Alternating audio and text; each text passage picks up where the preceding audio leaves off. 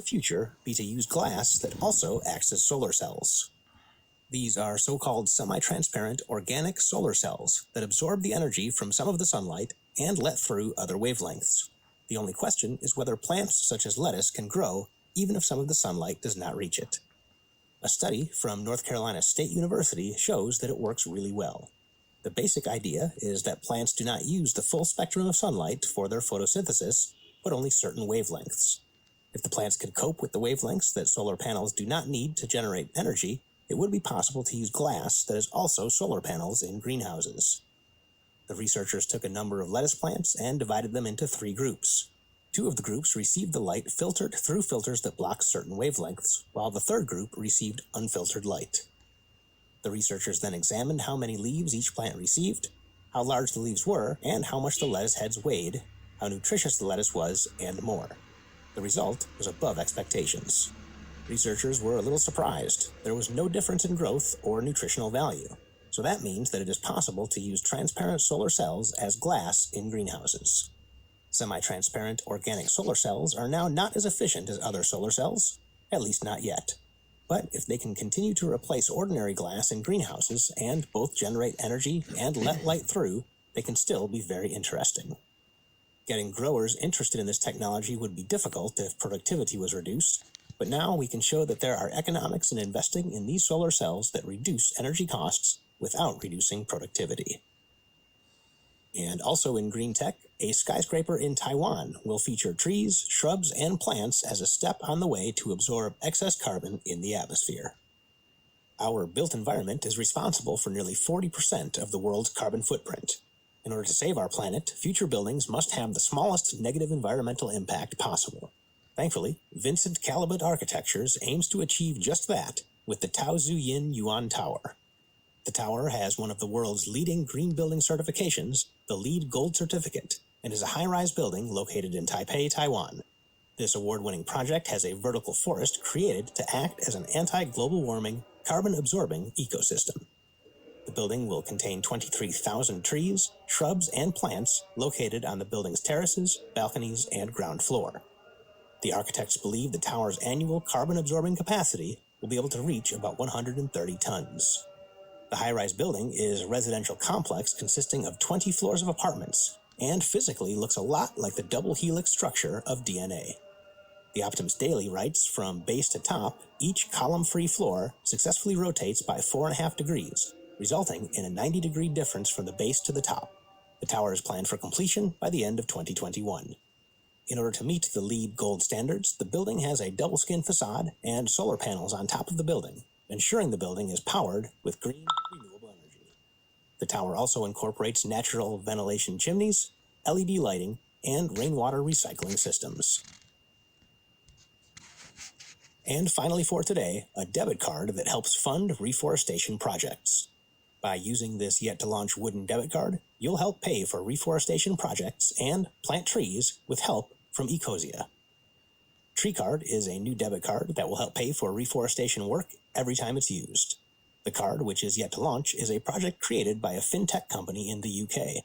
The company recently secured $5.1 million in seed funding in order to get the TreeCard out on the market. The card will first launch in the UK and is later extended to the United States and countries in Europe.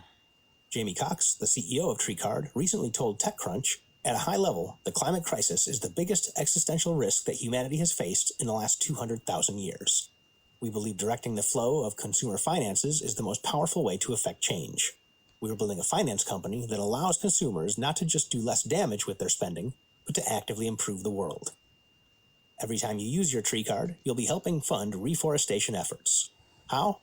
The card uses the interchange fees generated by each bank transaction that comes to pass. It's fairly easy to use TreeCard. After you have linked the TreeCard app to your bank account, you'll be able to start routing your transactions through the card. Every time you buy something, some of the card's spending fees go to tree planting projects run by the company. Ecosia is a Google alternative, an eco-friendly search engine that uses 80% of the income it generates from ads to plant trees. Lots and lots of trees all over the world. In other words, they generate money for tree planting while you surf the internet. According to Intelligent Livings, Ecosia was an early investor in TreeCard and brought a 20% stake in the company. Using the app linked to the tree card, users can see and monitor how many trees they've helped plant simply by using the card. This in order to make users aware of their impact.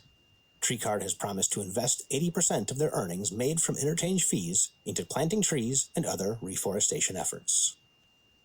And that's all for this week from Warp News. Warp News is driven forward and made possible by the support of our Warp News premium supporters. Join the mission today by getting started with a free trial at warpnews.org/signup. Help us to spread fact-based, optimistic news to more people all over the world. Gain the Optimist's Edge, which helps you better understand the future.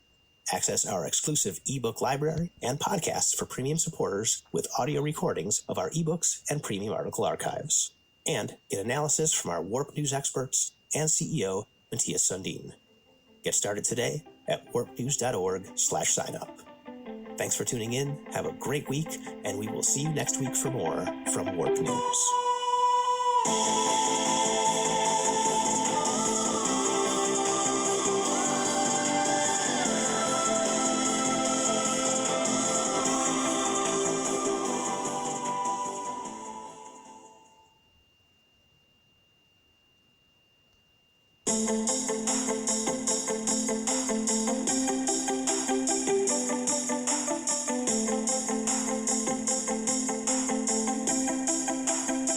What's up, Warp community? Welcome to Warp News. This is Rich Spooler, bringing you the best in fact-based, optimistic news from around the world. If this is your first time listening, welcome. We're so glad you found the show. At Warp News, we strive to balance the negative bias in mainstream media with fact-based, optimistic news, focusing on the possibilities with new technologies, ideas, and collaboration. This season, we're setting a big goal of 1,000 new listeners, and you can help us make that happen. Make sure to give this episode a thumbs up, follow the show, and, best of all, share the podcast with your family and friends. Help us to continue to chip away at the overwhelming imbalance of negative bias in mainstream media.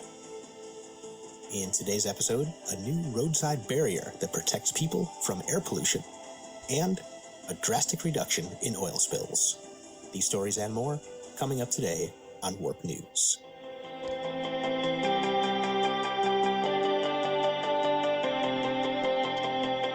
A curved roadside barrier can help protect pedestrians from air pollution, add some roadside greenery, and reduce traffic noise. Researchers from Imperial College London have designed a curved barrier that will help protect people in the city from air pollution. To develop a barrier that averts air pollution particles away from pedestrians, the scientists used airflow modeling techniques.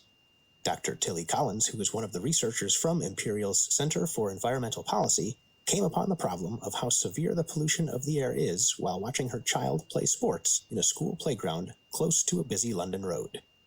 Together with her colleague, Dr. Collins explored ideas for urban design that would mitigate the vortex effects and therefore improve air quality for pedestrians. The scientists found that curved structures are more effective at reflecting pollutants back towards the roads and away from pedestrians.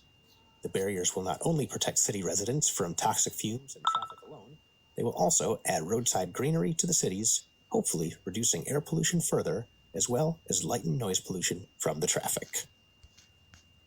In artificial intelligence news, a tool can check up on ocean health from space. Different colors of the water are indicators of ocean's health. We often see the ocean as blue. Clean water deep enough so that you don't see the sea floor will always look blue. A team from the Stevens Institute of Technology has developed OC Smart, a machine learning platform that can process ocean colors from satellite images very quickly, giving scientists important information on ocean health.